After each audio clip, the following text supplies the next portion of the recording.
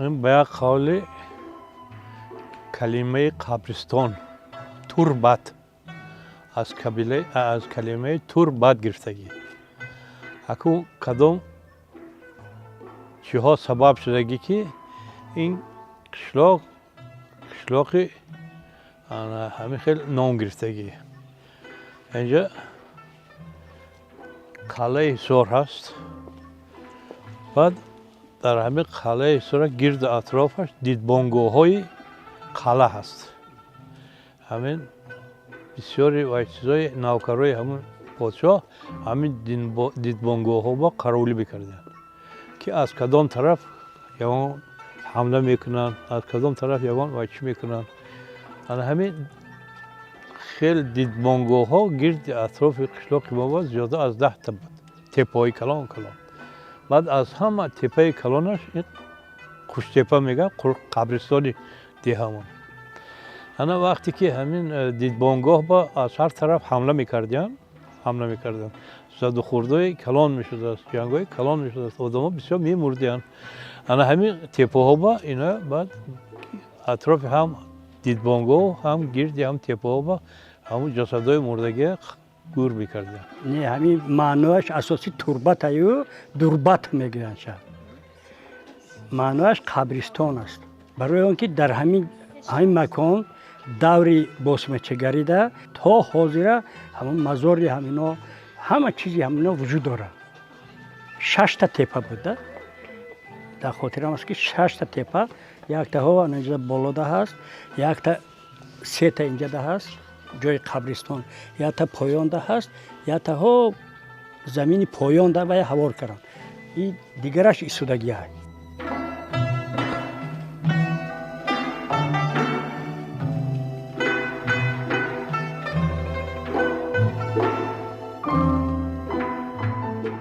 از سرحد قشلاق ما پاییزی دوشنبه ریگر ازبکستان همین سرحد قشلاق ما کتی میگذارد پاییزش. و دویم چیز همین که اینجا کانال کلان حصار بعد جنگ بزرگ وطنی وقتی که کانال کلان حصار میکشن همین کانال با که آب میبیاد این زمین ها همه زمین های بیکار خوابیده بود، همه تو قیزار بود. وقتی که کانال کلان حصار میکشن این قشلاق آهسته آباد میشود برای که آب آمد. بعد مردم های هر طرفه که همین زمینش تنگ شدگی و چشتگی از کوه الماسی میوردن اینجا باش، شمال و الماسی اونجا حولی ها تنگ میشد. بعد قسمشون از ورزاب میوردن، بعد قسمشون از غرم و جیرگتال و کلاب و کانیبادام و از تمام گوشه کنار ریسپوبلیکا وقتی که زمین های خالی که بسیاره برای اینا کارکر کردن همین ها آمده همین قشلاق با زندگی کردن، همین قشلاق بنیاد کردن دربته. جایش که نکابل یا چه میبرن کوزه های ساحت برآمدن درونش خاکستر. پس معلوم میشه که دور پیش ده همین آدم‌ها در درون همین کوزه ها دفن میکردن. من همینجا غار هست، همین غار همش قریب که کوزه میبره. آب میشوه هر سال، باران و سیل میبره، خیلی وای میکنه. همین کوزه ها نمایش هم میکشن میگیرن مردم.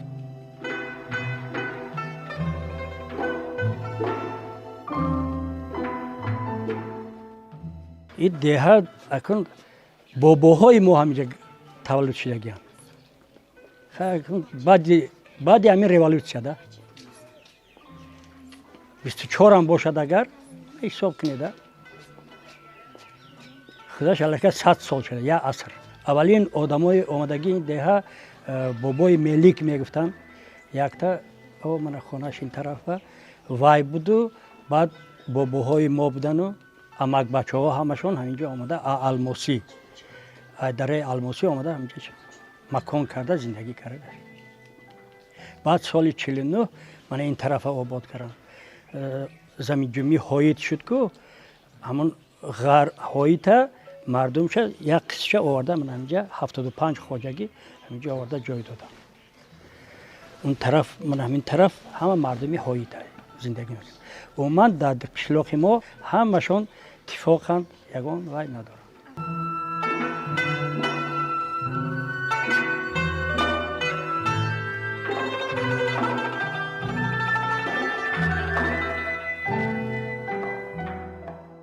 آبادی به درجه عالی رسیده است. یک دور دهی دیگه مونده است که وایش هم به نزدیکی این باد و باران گذرد به نزدیکی با سر میشه. وایش هم تعمیر سر میشه. مردم همه با حشر قطعی مردم روای همه هموار سیمین کردن. اسفالت پوش کردن بعضی کوچه های حتی. من کوچه بین همه اسفالت پوش کردن. همه قوی من آدمایی که سال صاحب کارند به واسطه با یاری آنها همین کارها به انجام رسانده است. راه اسفالت هم مکتبا به درجهش ولی اگر آن در کار کنیم من حولید با آوی گرم میشد آوی خنک میشد انا پیچکه های برجوی که هست همون کتی گرم میکنیم.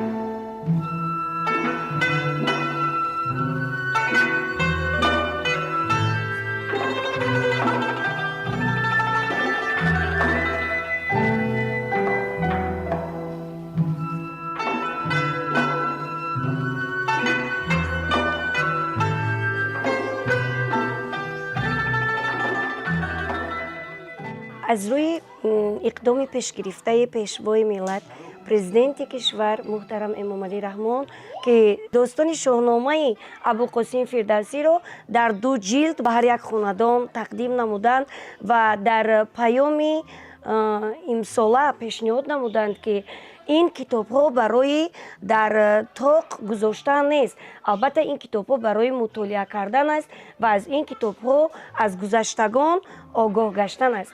ما در مؤسسه تحصیلات میانه عمومی رقم 22 شهر حصار دهه دوربد این اقدام پیشگرفته جناب عالی را دستگیری نمودیم و در مؤسسه با خوانندگان کار و فعالیت کرده ایستادیم و در تلاش آن هستیم که خوانندگان ما از این داستان به خود نیروهای بلند گیرند و این داستان را از خود نمایند و در آزمون شاهنامه خوانی فعالانه اشتراک کنند. آزمون شاهنامه خوانی میشد. انا کتاب انا وایسم همش این تربیه. ما باید گذشته خودمون رو دانیم. ما کی هستیم؟ جناب عالی مردم ما به درجه برداشت که تمام دنیا میشناسد. تمام دنیا میشناسد. احترام میکند. تاریخ مردم ما احترام میکند. این یک دستاورد نهایت بزرگ و دستاورد نهایت قیمت بهاست. ما باید قدر این دانیم. جوانای ما باید دانن این چیزا.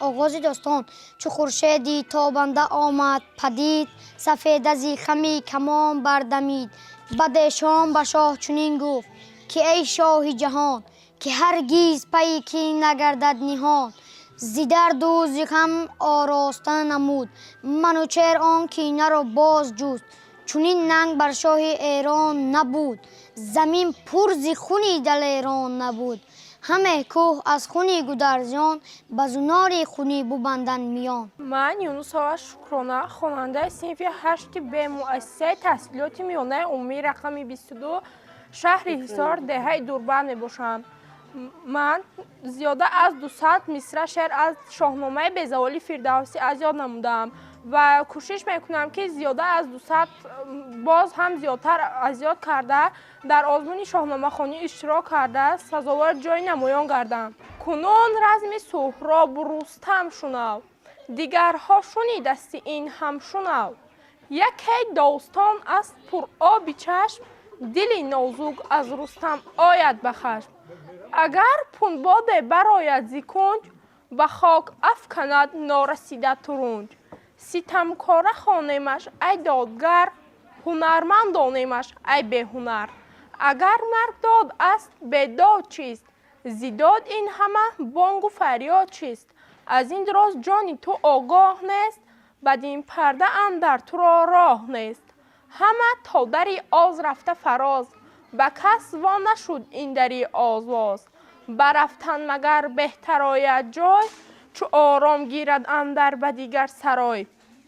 اگر مرگ کس را نیاوردی، ز پیر و جوان خاک بسپاردی. آغاز داستان سیاوش.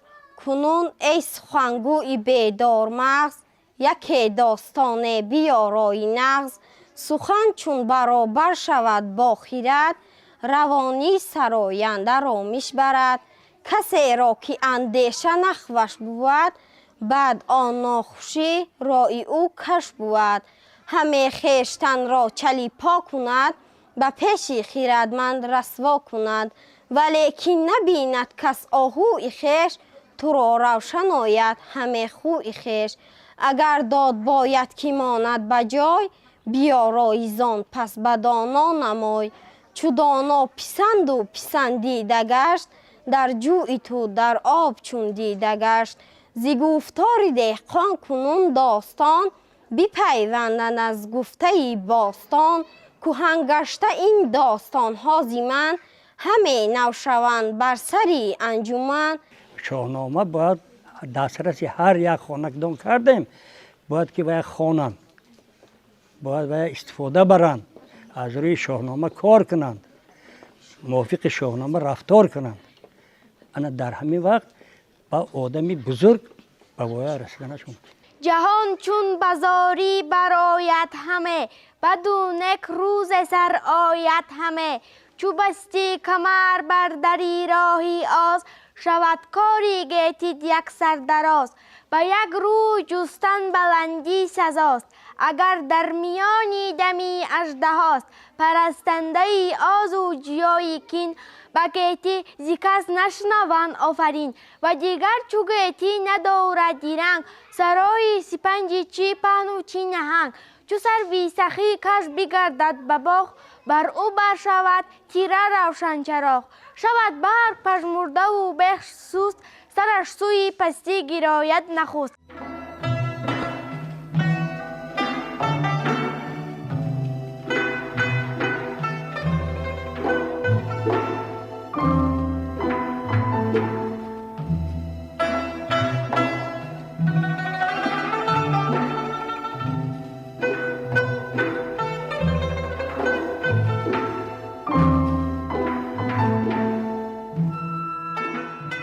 هر هفته امیخیلی تشکیل میکنیم. او نمک اور زوله میگیریم، یک تا تخم میاندازیم برای که خشرو شود. بعد میبریم اویلوی تو پکشک میکنیم، اویلوی میکنیم میخوریم. بعضن قطعی همسایه ها میشینیم یا معرکات هم بعضن میکنیم. اوقات خشروی تاجیکیه او چند یاد دادن گفتن که یاد گیره پگه در کار میشود. اوایده کردیم یاد گرفتیم. خیلی یه بار دو بار ممکن کمتر بیزه میشه، بعد با سوستر میشه. با ما دخترها دا یاد دادیم، کلینو دا یاد دادیم. اوقات ملی همه نقض میبینن، نشون دادن در کار، یاردم کردن در کار یوشکای حاضره را که کنن یاد گیرن. این مثال چیزی ای قدیم اومدگی باید رفتن گیره همیشه. ما همین نقض نمیدیدم، پیش همین اوقات هم کردن نقض نمیدیدم. ما همه خانه در کلینش در رفتم همین نقض میدیدم. ما برای همین یاد گرفتم، برای خاطر خسر خشتامنش یاد گرفت همین کاره. تا مقصد گذشتنشون همین حرمت کرده، همین اوقاتای ملی هم میکردن برای کلانو، برای مثال اهل خانواده. ما خوراکای سنی باید استفاده نبریم. پر از همین چیزای شیمیایی هست، ما اینا باید استفاده نبریم. همینا همش برای انسان زیان دارد، هم ذهن و هم تن و هم روح و همه جا زیان دارد. اینا هم میخوایی که چقدر بسیارتر خورم استعمال کنم همین چیزای لذت های هر خیلی خوشکرگی سنی، اینا چیز خوب نیستن. اینها بسیار زیانهای کلان دارد تا گنفان تاثیر میکنند گنفان آدم همه یوشکای حاضره همش مقصد همی اوقات تاجیکی نمیکنن مثال حاضی شیربرنج نمیگن و مثال ده ما مثال شیربرنج میکنیم شیرکدو میکنیم آش سیوق میکنیم قروتاو میکنیم انی یوشکا نمیکنن تنبل هم فقط سی مگزین نگاه میکنن هم با کنن مثال در همه خانواده هم اکنام میشوه هم خوبه یوخی اوقات ملی تاجیکی بین نمیره یاد میگیرم با آینده در کلینوشون در کار میشوه هم امی آدم کم در سین سالش رفت نقض میبینه ممکن یا خیلی یوشکای هم نقض میبینن و خسرخ شتامانا به فکر بسیارتر با نقض میبینن کلانی خانه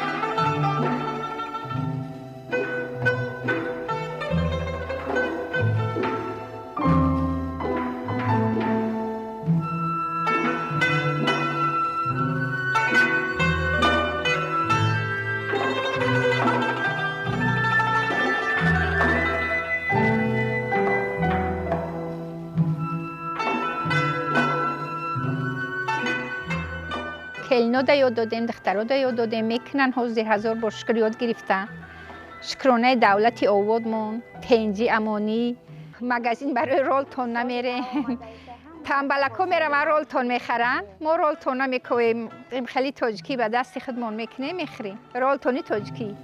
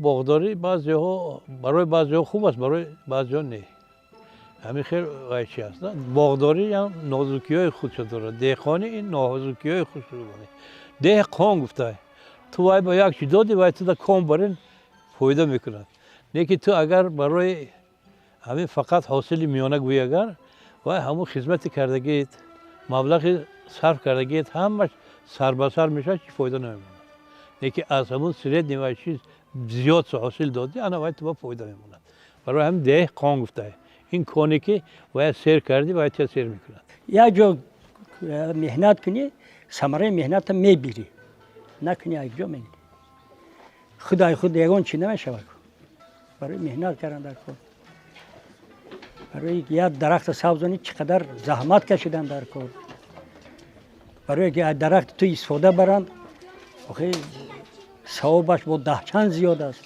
این منفعت اگر همین درخت بچی نکنی و یابویی میشد فهمیدید درخت اگر کردکار نکنی یابویی میشد وقتش هم میگفتن که شفتالو هیچ عمری دراز ندارد یعنی اگر هر سال ابریز کنی هر سال چی کنی اگر 90 سال 70 سال عمر میبیند شفتالو که اخیلا میگن از 3 سال 4 سال زیاد عمر نمیبیند این هر یک چیز خودش تربیت خودش دارد اگر تربیت نکنی اگر هیچ وقت هیچ شکلی به حیولا قابل صورت نشد آدمین هم پیش از آن آدم شد بودی نبود آدم پیش که آدم شد میمون بود که وای آخه حکمتی و شکتی کار کرد زندگی کرد که وای شکل آدمی گرفت همین خیلی هر یک چیز با حرکت کردن در کار ابرز کردن در کار دارو کردن در کار که وای یک نمودی وای خودش گرفت و یک حاصلی دست دلخواه یافت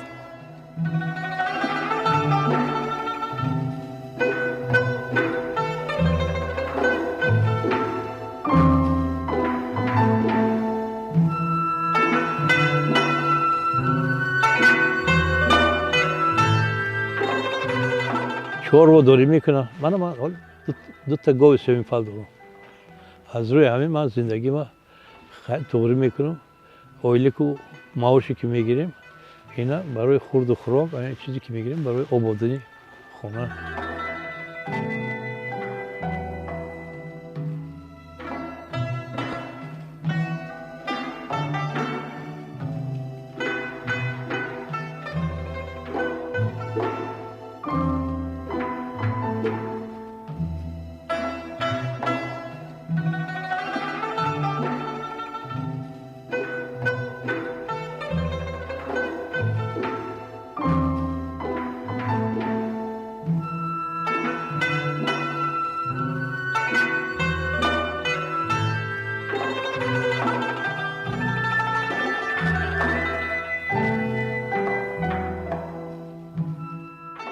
شوقی همین ساختن اسباب‌های موسیقی در دل من از کودکی پیدا شده بود.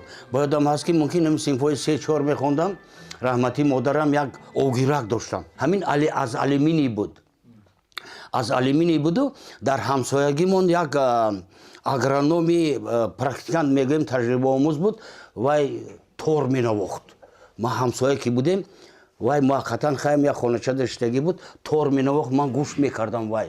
فامیلیش سنتов از من جوی بودم است وای آدم بعد رئیس کالخوز شد آدمی با او انا تور مینوخ من گوش میکردم اکو وای آدمی کلانسال من از وای هیچی گفته نمیتونم اومده همون اوگیره که گرفتم وای در یک دسته ساختم رنگم کمترک دسته بعدن خوخ کردم خیلی کودک چخیل میکنه یک گوشاگی سو کرده یا دو سیم کشیده همجوده جنگ جنگ کرده میگشتم بعد ای وقتی که وای من دید سیستر گفت که چیکار کردی من گفتم همین یک ریجاک مونان یا چی ساختم گفت تو آینده همین استا میشوی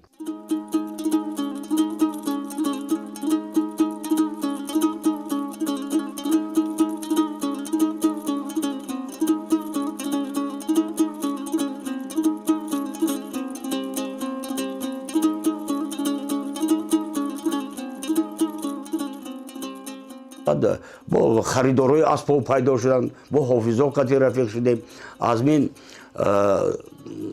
من دو تا را بدتر سر کردم ساختن از من تور سر کردم تور روباب خیلی تور من تورهای من در دست هنرمندای بزرگم هستند در دست احمد جان محمدی بود در دست محمد سعید احمد بود در دست کامل جان غنی بودن در دست امن اسبابای ساختگی من هستم با بسیاری تا انا یک طوری من همسایه‌مان ازبکستان میرود در فرغانه یک حافظ خیلی سرود میخواند و میگه که ایستو همین طوری تو طوری شناس میگه چیکار شناس میگه که همین طور از حصار گرفتگی نیستی میگه که از حصار گرفتگیم از استا عمر علی گفتنی آدم من خریداری کردگیم و ببینید و آدم از خودی همونجا فرغانه اومد و در کجا فهمید از آواز را اومده همون طور گرفته برد من تو همونجا رفتم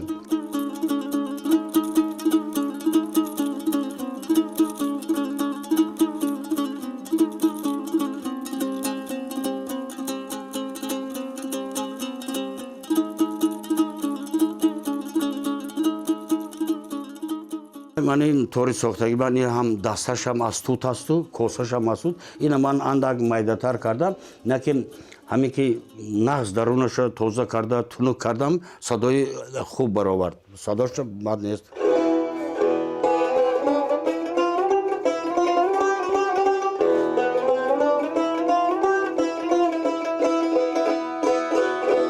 با بسیارتر اسبابای ساختگی میگه من دادرم هست در همسایگیمون و گرچنده خوندگی هم نباشد به حد موسیقیچی зур сарояндаи зур ҳаст вай омада хеле ки мегам бо манда маслиҳат метиҳад ки ака анамиҷаша агар ҳамин хел кунӣ бо дигар хелтар мешавад.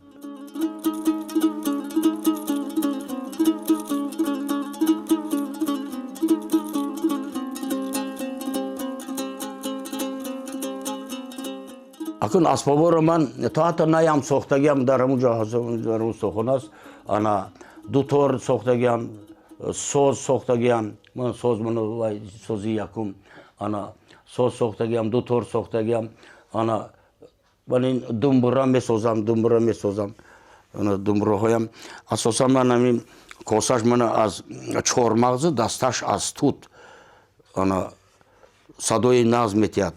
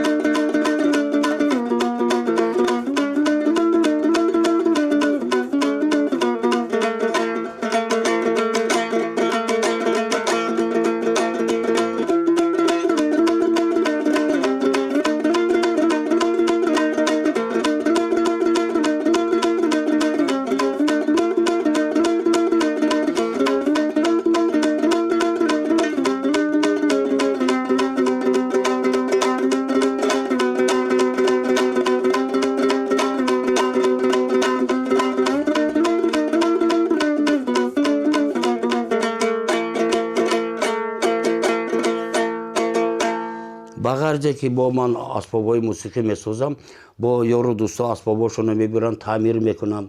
асосан дар тобистон ман дар вақти таътил кор мекунам, дар зимистон андак душвортар аст барое ки мактаб ҷои асосии корам мактаб аст.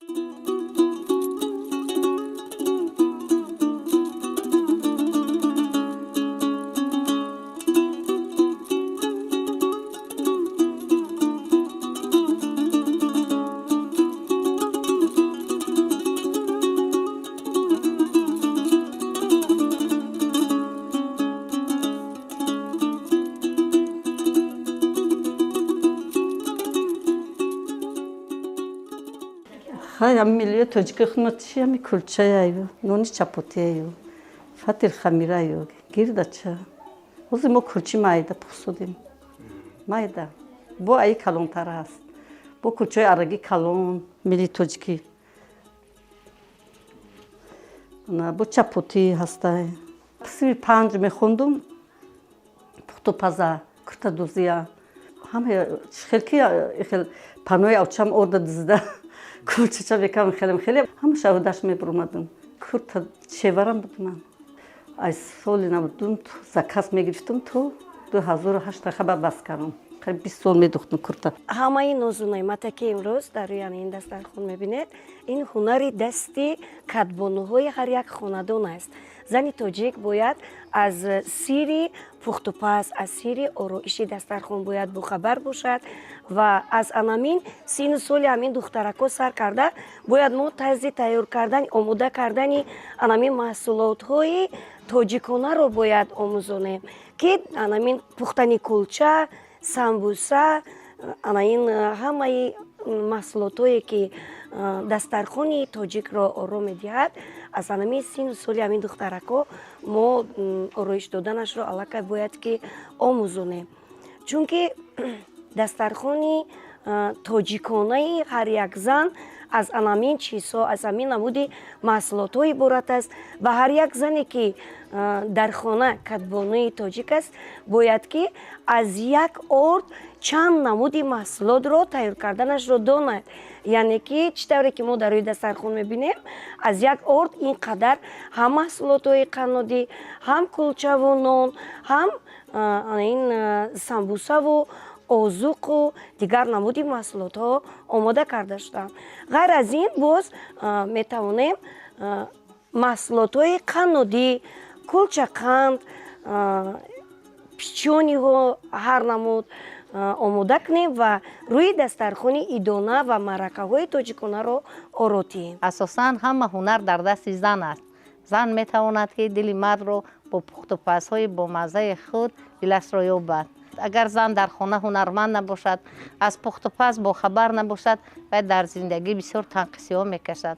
برای همین به هر یک خاندانی که ما میرویم کلین شده یک دخترای خود رو به اون خاندان میتیم، البته از این چیزا باید با خبر باشند. خود مادرها باید به این تربیت آموزانند دخترای خود رو که بعد رفته در خانه خوشتومنها، در خانه شوهرها از این چیز با خبر باشند.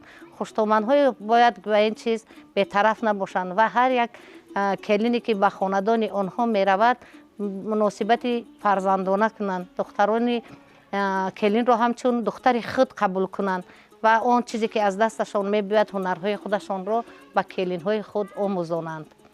یعنی این میشود زندگی آرام و تنج در خاندان هر یکی ما و شما. در حقیقت برای زنی هنرمند که میخواهد دسترخوان خود را آرا دهد، میخواهد که چطوری که معلمه گفتن دل شوهرش رو به دست بیارد و در همون خاندانی که زندگی میکند دلگرم باشد، باید که از یک چیز ساخته تواند.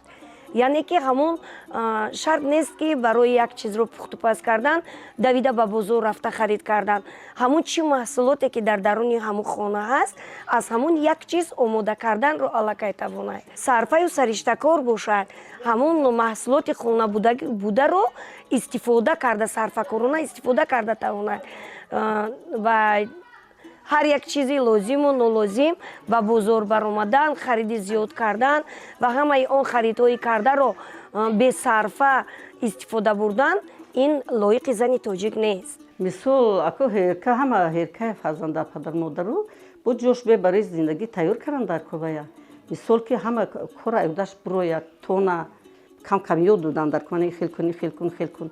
خاک پیش گازو والود مایده یک اون چه نستون گفته خیلی نوشته نیو من کاری که سبکای رفت چینای من مثال تریز شک چنگ خانه گیر من خیلی پول شک کاری سبک اول ما یاد میتیم بعد استوسته که کم تر شد اهودی وکی برومت بعد دیگه چی رفته با پیش استوده نشون داده من کم نویرم من دینوزه کدی مدینم خیلی میکنم دختر جان خیلی کن جوش شد داد یک گرنا پرتوک میپرورگان در اوست نشه که من خود چمام خیلی زنگ بود اوچمن پنج انگشتش نه.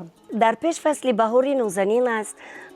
زنان ما، مادران ما، زنان تاجیک ما بیشتر از همین سبزه و علف هایی که در فصل بهار میروید هر گونه خوراکای ملی تیار میکنند. من همین سمبوسه رو هم در حالتی که در خانه گوشت نیست شرط نیست که باید گوشت باشد و بعد ما سمبوسه آماده کنیم. میشود که از همون علف های بهاری ما سمبوسه آماده کنیم. همین خورش ها رو هم میتوانیم با علف هایی که در بهار میسبزد به مانند جغ، پودینه، اسپلاق، همین نمود سبزواتو کتیم می شود که سمبوسه های زیبا، این پیراشکی های خوشرو، تمام نمود خورش ها رو می توانیم که آماده کنیم و طرز آماده کردن همین نمودها رو باید ما به فرزندان خود آموزانیم که در رفت زندگی خود از همین چیزها استفاده برده توانند.